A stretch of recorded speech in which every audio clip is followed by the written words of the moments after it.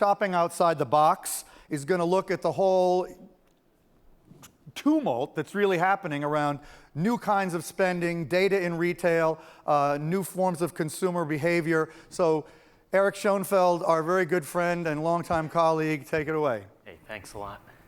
Let me get my tea before I turn the stage over to you. Okay.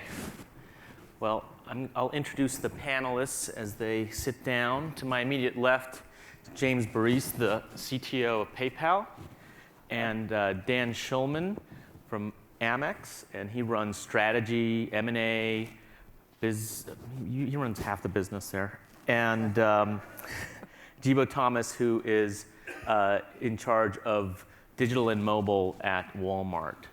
So this panel is data in dollars, and we're going to talk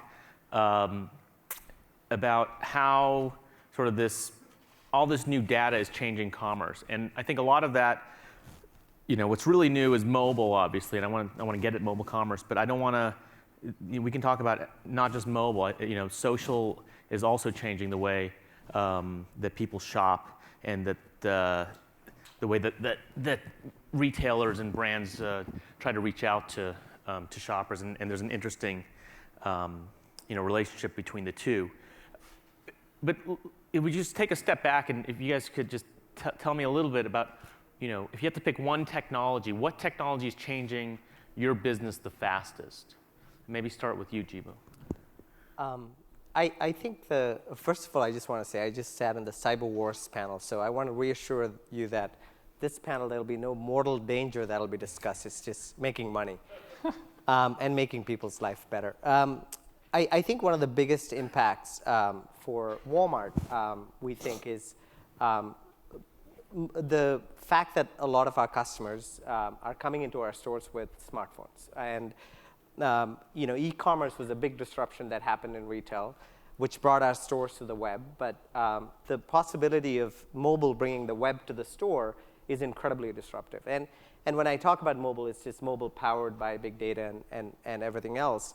And why that's interesting is, I've been in the States for 18 years, and in that time, the way I've shopped in a physical store has not fundamentally changed. And people who have been here a lot longer tell me, even before that, it hadn't really changed in a long time.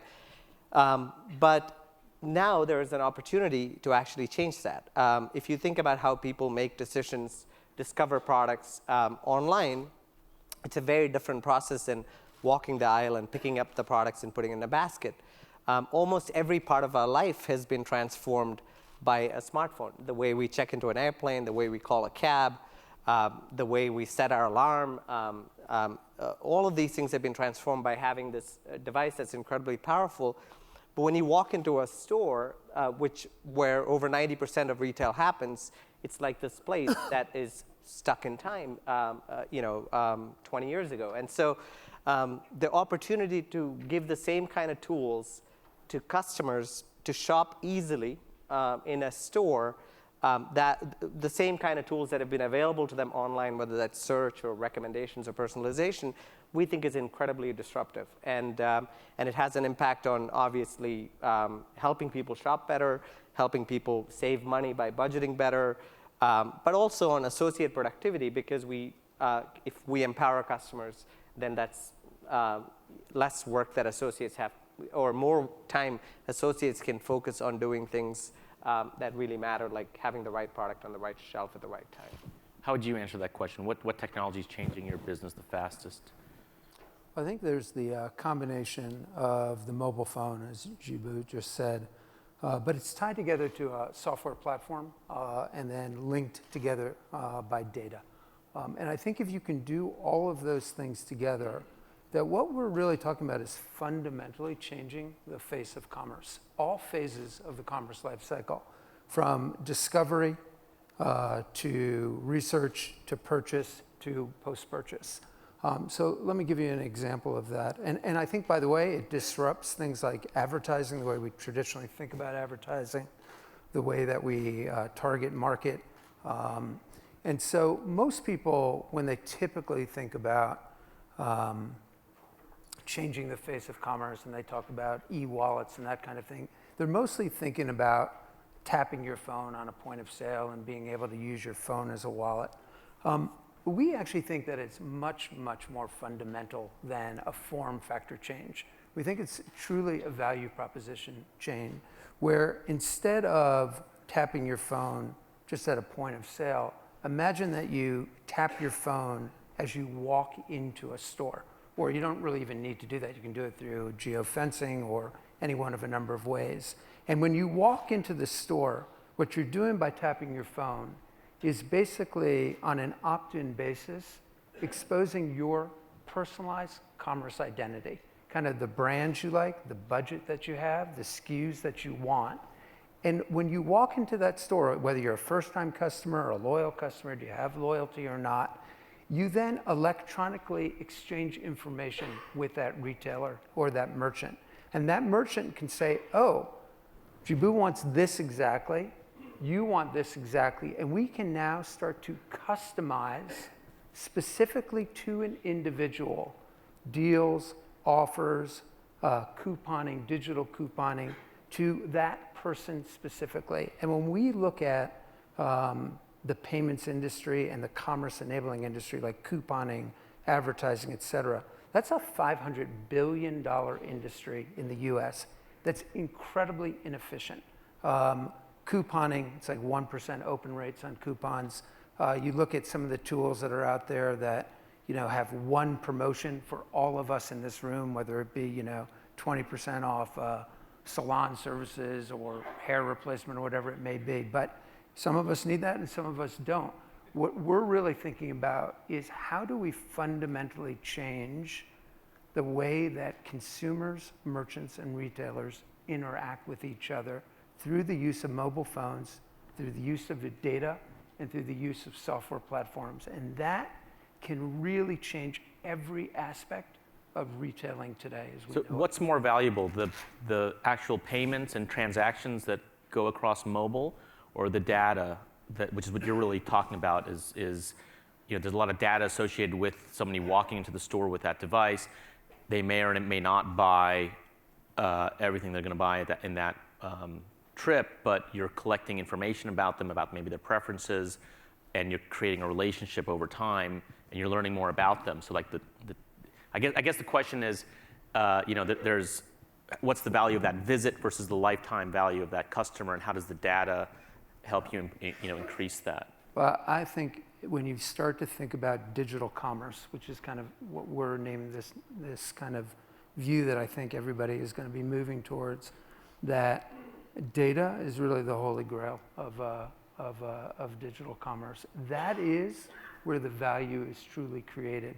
You obviously can create value through a number of different ways, but data is what enables us to know whether advertising is effective, to track from online to offline, to create loyalty programs that create interaction between a merchant, a brand, and a consumer. So if I had to make a choice, it would be data for sure. How does PayPal think about that? I mean, you're going to do $10 billion in mobile payments this year, up from what, like $4 billion last year? Yeah, $4 billion, and we keep on growing, and we're seeing extremely rapid increases in adoption. And really, the way we see it is the customer experience. So how do all of these technologies, mobile devices, data, better experiences, it all comes together, and consumers are adopting it. And what we're seeing is that there's a very rapid adoption by consumers of these new technologies. There's a huge willingness within the industry to invest and also support these new technologies. And it's creating an environment where now we're going to be able to create fantastic new experiences for the customers. And that's what we're focused on, is what is that customer experience and how do we actually make things simpler for them. Okay, so let's talk a little bit about payments right now. There's a lot of different payment mechanisms. One that was getting a lot of attention but not a lot of adoption was NFC, the near field communications. A lot of that in a Google Wallet was pushing that. Is there any traction with NFC? Is that just way too early? Do we even need it when you can basically use a credit card swipe and start to do a lot of the same things with a payment mechanism everyone has in their wallet already? I think it's, more than what technology is right, I think the question is, are you solving a real problem for the customer? And I think that's where some of these models break down, right? I mean, if you look at what Starbucks has done, they don't use NFC, but they've been successful in getting people to adopt a mobile device as a payment mechanism because it provides convenience to the customer. There's a loyalty component. The 11th latte is free, but even more than that, folks want to know what their gift card balance is. They want to easily reload their gift card. So there was a lot of convenience associated with that wallet that prompted customers to adopt it. And I think that's where all of these solutions are going to work. And I think, if you think about a retailer like Walmart, customers, they want help throughout every part of their customer journey, to the point that Dan made. And one of the interesting tensions in the data conversation is, if you introduce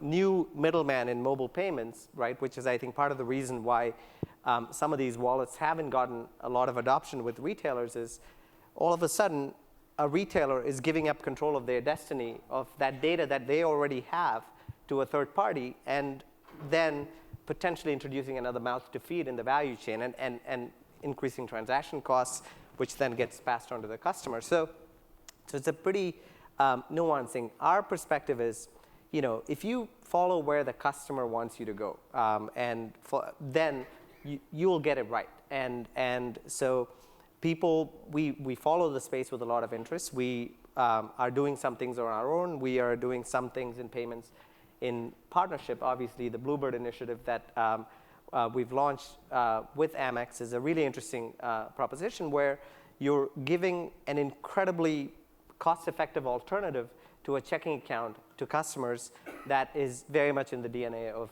Can you explain what that is, that partnership, the Bluebird? Do you want to take it, Dan, since you did a lot of the work there? Yeah. So Bluebird, the best way I would think about it is it's sort of a digital wallet with a cause associated with it. Walmart and American Express spent about a year developing this product, and it's basically an alternative to checking and debit, where there are about 70 million Americans today who are either unbanked or underbanked. Underbanked means that you may have a savings account, but you can't really afford a checking account because there's a minimum balance, and you can't make that minimum balance. And there are a host of fees that happen, overdraft fees. Consumers paid banks, I think it was $31.6 billion in overdraft fees last year. And so we created a product using a digital platform that basically enables consumers to load that digital platform almost any way they choose. They can give cash at a Walmart cashier, and that cash is loaded onto a digital account.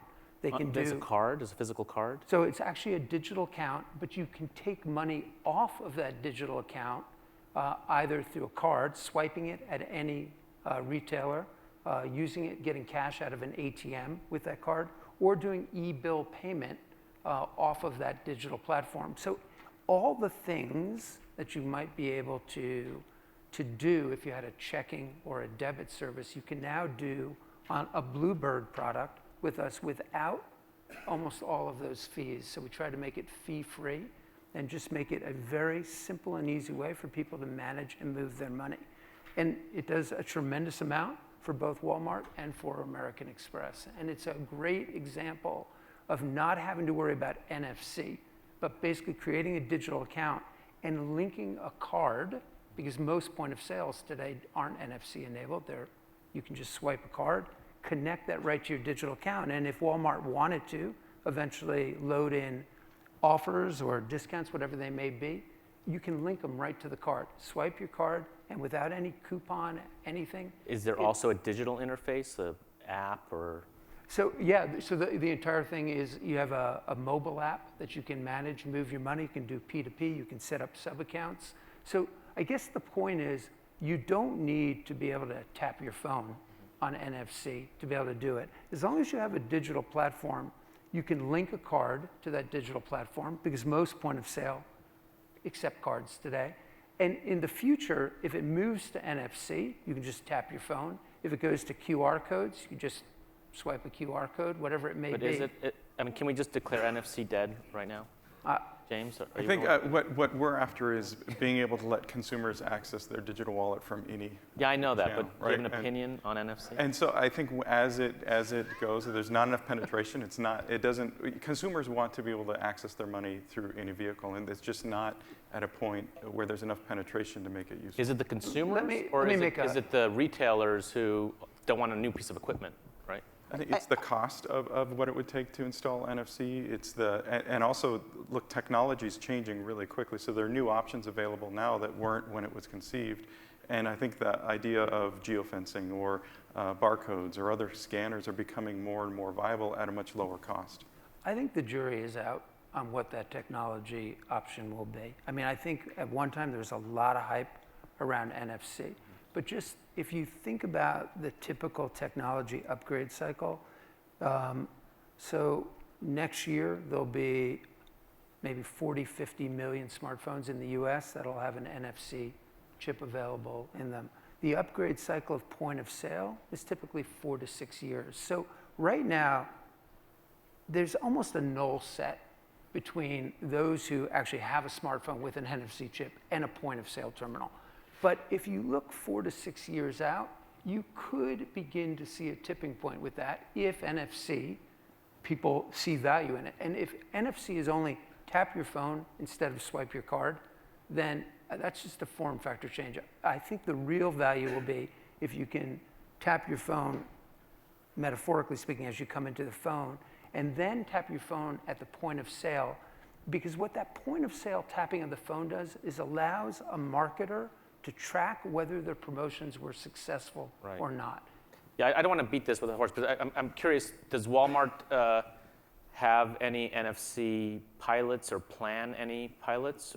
We don't in the US, but we've done some NFC pilots in other countries like the UK. I mean, I think the reason why we're eager to declare NFC dead is probably because a lot of us took press releases as a proxy for customer adoption. And unfortunately, in the real world, that doesn't happen. Otherwise, a lot of us would be sitting on some beach somewhere. But, and Sounds like a headline to me. I think the real key there is, again, to me, is there real value to the customer? I mean, if you think about NFC as a technology in interacting with point of sale, it's incredibly frictionless. I mean, it's even more frictionless than scanning a QR code. I think the problem is the business model around that technology is not right. And so that's why I think there's been adoption issues.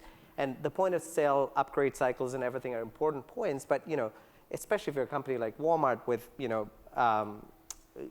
if we wanted to do it, it's not, the economics are not the problem. It's the business model around, the ongoing business model that I think has sort of, we're conflating two different issues. Well, let's talk about something else.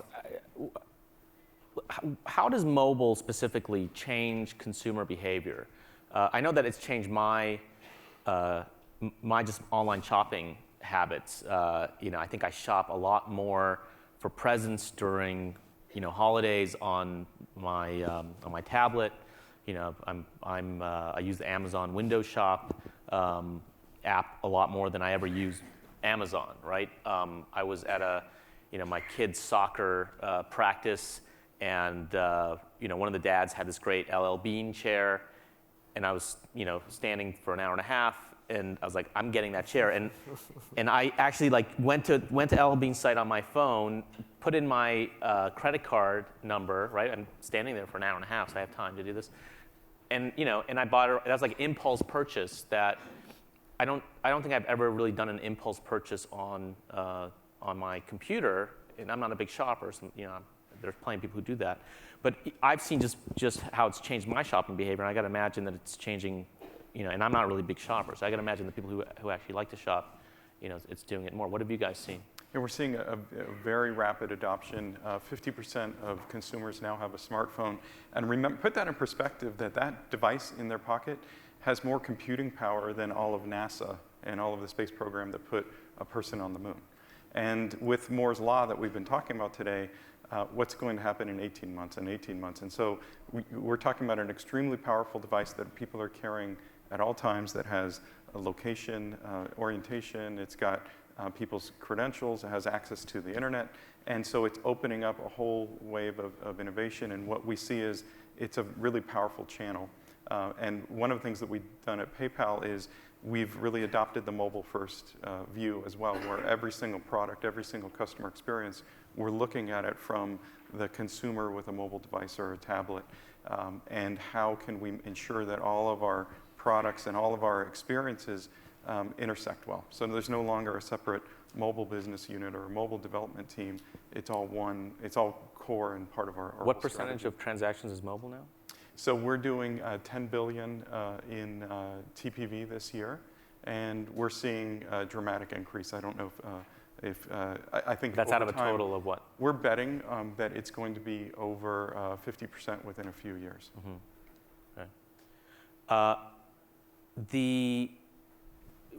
also want to talk a little bit about, before we go on, are there any sort of changes in consumer behavior that you're seeing because of mobile? I think certainly, the idea of being able to shop in a store in a digital way is a really interesting area that we see as interesting. One of the things that we tried to do was, the things you care about when you come into a store trying to shop are very different than the things you care about when you're outside of a store. You have some very popular apps for iPhone and Android, right? Absolutely. And so one of the things that we thought about is, the things you care about in the store are where's the product, what's the price, where's my shopping list, is what's on ad this week, those kinds of things. And so but when you're outside of a store, you're trying to find the store, you're trying to find product online, et cetera. So the access point that you mentioned is very important. But even more than that, what we found is, so we implemented this idea of this auto check-in. So when you come to a Walmart store, the app sort of switches into in-store mode and kind of flips over, and it has all those capabilities for store shopping, like where's the price and what's the price and where's the item and so on. But if you want to do online shopping, you can just kind of tap over and continue to do that. And when we put that out there, we thought, we think it's intuitive, but let's see how customers adopt it. And we found that within 2 weeks, 60% of our customers were using in-store mode, and as people who have a smartphone, the Walmart app. And we also found that 12% of the people of our online sales through mobile were coming through people who were in-store mode, which meant they were in a store. So when you talk about showrooming and things like that, it's sort of people are showrooming with Walmart, which is the advantage of having both channels. And so we're seeing a lot of people were going into the store and then shopping on the phone? Right. So while people are going into the store, taking out Why? their phone to help them shop better because they have their shopping lists, they can budget their trip better, they can find where the items But are. the 12%, that's actual commerce. That is actually, that's online commerce, Online right? commerce, So what is happening there is maybe that they are in the bike section and they saw the blue bike and they decide, no, I want the pink bike, and the store doesn't carry the pink bike. So now they're able to just flip over and shop the entire online assortment. So by making it frictionless, what you're seeing is that you can break down the barriers between channels. And one of the real challenges, and historically for a lot of retailers, is that you kind of have channel amnesia, right? It's when you're in the online channel, it's like the offline channel doesn't exist. When you're in the offline channel, it's like the online channel doesn't exist. And so now you're able to provide this kind of seamlessness and the entire access to the entire assortment and the entire price, and that customers are embracing, and I think so. And you bring that whole history and profile of the online customer into the store. Exactly, and vice versa, right? I mean, there's a lot more transactions. 200 million people who shop with Walmart every week around the world. So being able to leverage that transaction data and personalize that experience in a cross-channel fashion is incredibly disruptive. So when we think about sort of the ability for mobile to disrupt, we don't think about it as sort of incremental to our online sales or incremental to our offline sales. We think of it as sort of game-changing. It's sort of a step change from being able to combine two channels and provide a shopping experience that never existed before, and that nobody else can do, simply because of the fact that we, by our scale and by the fact that we have both channels, we're able to provide a different experience. Right. So you're getting another point that I want to make sure we touch upon is, retailers, especially Walmart, pioneered all this purchase data, mining the purchase data, and really creating customer profiles and segments based on that data. Kind of invented data mining back, before anybody did it. So in a way, a lot of this, isn't entirely new to you. But I guess how much, and not just Walmart, but all retailers, right? I mean, does mobile and even social, which we haven't talked about yet, does that present a new just sort of set of data that you pour into those data warehouses, or is it a different type of data that you capture before the purchase, and therefore it's maybe more intent as opposed to historical? It comes down to how are you using that data to improve the customer experience, to improve the conversion rate. It's what we're all talking about, of presenting offers, incentives, understanding that customer to have them have a better experience, and helping the retailer as well. So this is a new and better way to help us do a better job engaging those customers, be they either they're at the store, they're near a store, they have a wish list. We're helping them connect with what they want to get. Right, and you talked a little bit before about sort of offers, and I call it closing the redemption loop, right? Which we saw with Groupon and Living Social. I thought was sort of the first initial step. And I think when we talked on the phone, then you sort of characterized that as a blunt instrument.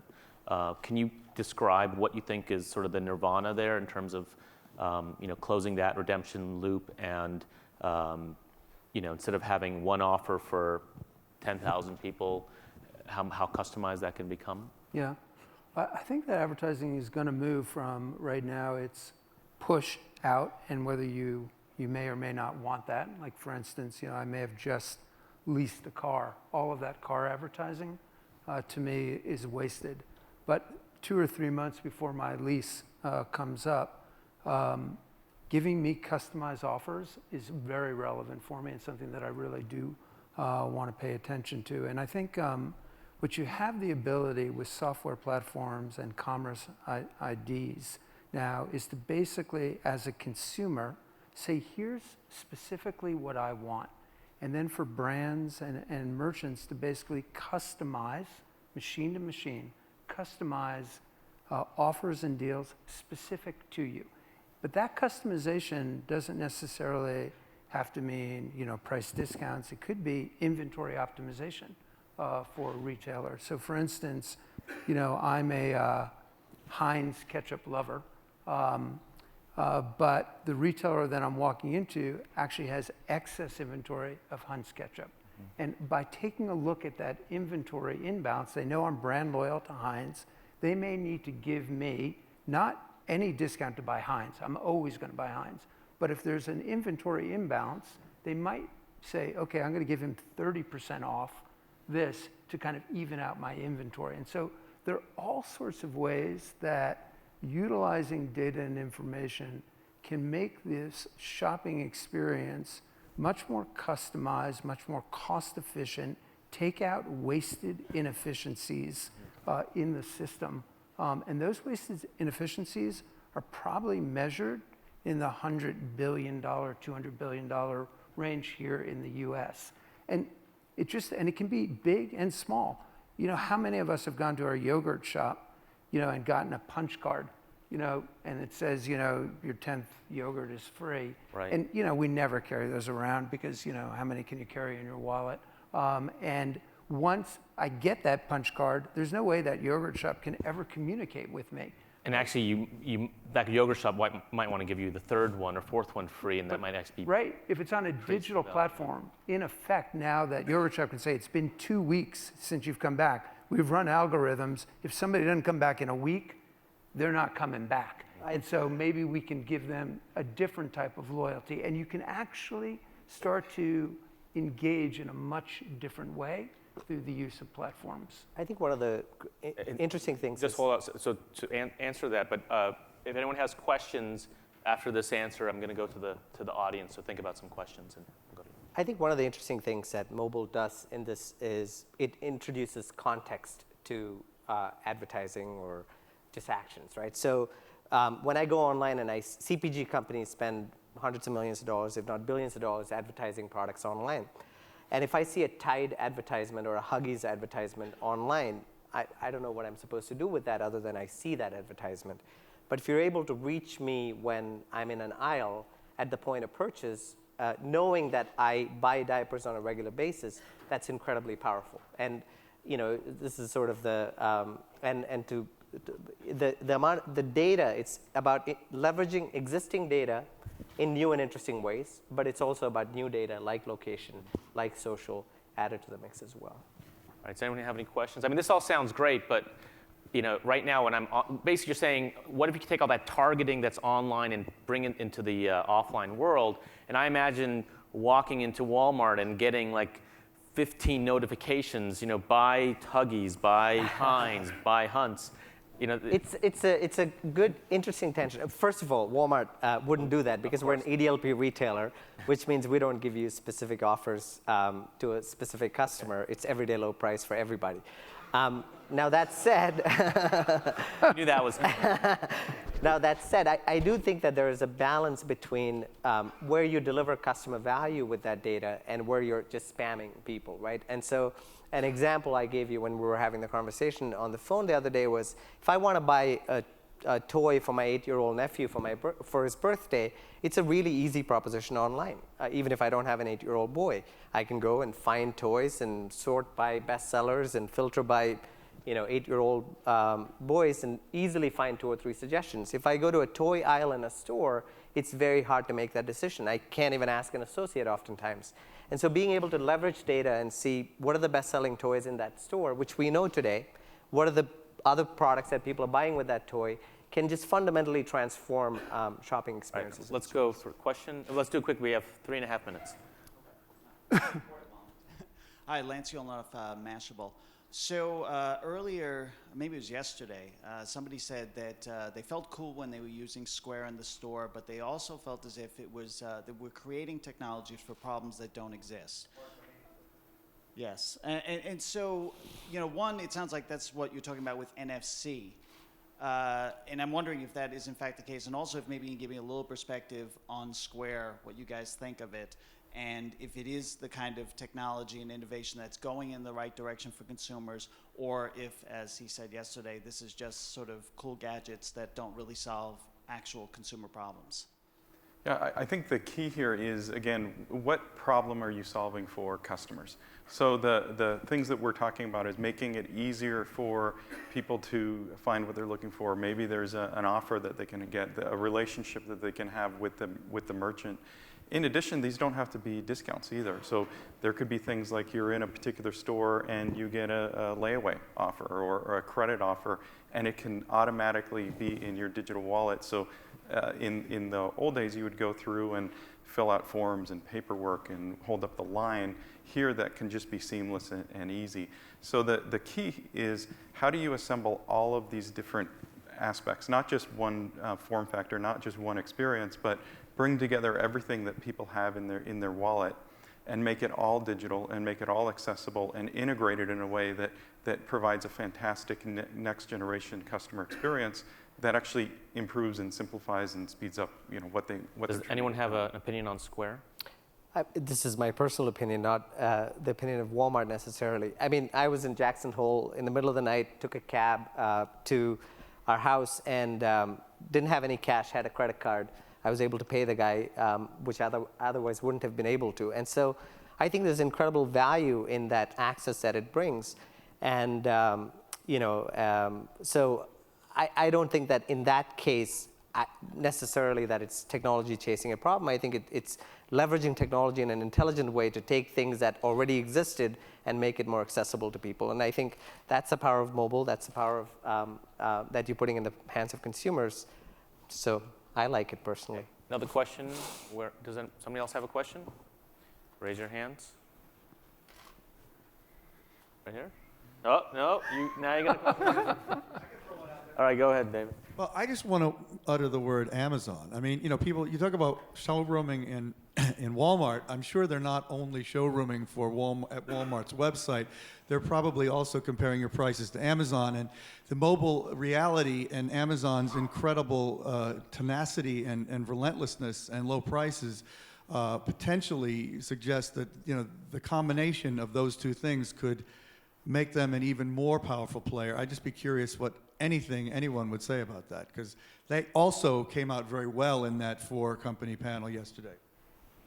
So what I would say there is that I think retail is evolving, right? And so different people have started in different places. We start from a point having 10,000 points of distribution, having 200 million people shop with us every week, which is internet scale in an offline world with a lot of data and everything that comes with it. Amazon and other online retailers have started from another spectrum, which is we'll ship product to you, and it's converging. It's converging to a place where, and I think at the end of the day, they're building warehouses today. They're trying to partner with companies in terms of putting lockers in Staples and things like that. So there's incredible value in a hybrid model where you have offline assets which are proximate to a customer's home with online assets which give you the breadth of assortment and everything else.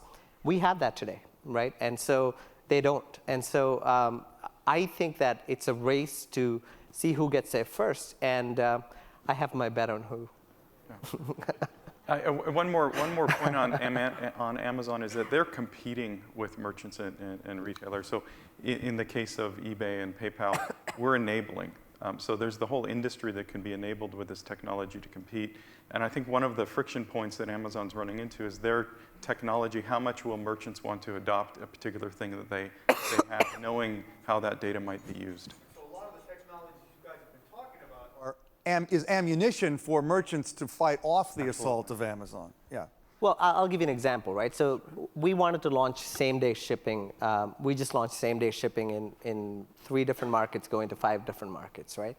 As a pilot, because we wanted to see how customers would adopt it. For us to do that, it took us about a month, right? And that's because we have a lot of physical assets we can leverage. And so the interesting opportunity, and we like sort of flying under the radar a little bit here, although I may be bursting that. But the idea of being able to apply technology to leverage the assets that we have better and fundamentally transform shopping experience, I think it's going to be a story to behold. And I think that retail, the transformation that retail will go through with data and technology and all the things that we're talking about is going to be one of the most fascinating things to watch. And consumers are going to be the ultimate beneficiary of that. So it's a good one to watch as well from that perspective. Right, it gets back to that original, what's more valuable, the data or the transactions, and they're obviously linked, but the data that you're bringing into the stores, particularly with mobile, kind of points to a future where you can do all the things that you can do online now in the store. Look, there's a complete convergence between online and offline going on right now. I mean, you really almost can't distinguish them. People think of online and they say it's 9% of retail sales. It really isn't. That's what happens behind a PC or when you're at home. Every time somebody comes into a retail location, they're carrying exactly the same information overlay with them that they had behind their screen at home right now. And I do think that there are some very progressive retailers who understand that there is that convergence going on right now. But it's hard. It's hard for people to always change their business models that are going on. It's what Jibu is doing with Neil at Walmart, pushing that hard. And there are others that are getting hit quite hard with that, trying to figure out how do they allocate, who gets credit for revenue if, somebody gets a mobile sale in the store, which is ridiculous, right? Because it's all coming together. So I do think that data is the thing and the weapon that will be used for offline retail and for consumers and merchants to more effectively do commerce going forward. Thank you. We're over time. We could sit up here and talk about this for another hour, I think. Please give a nice round of applause to our panelists and continue the discussion offline. Thanks, Jibu.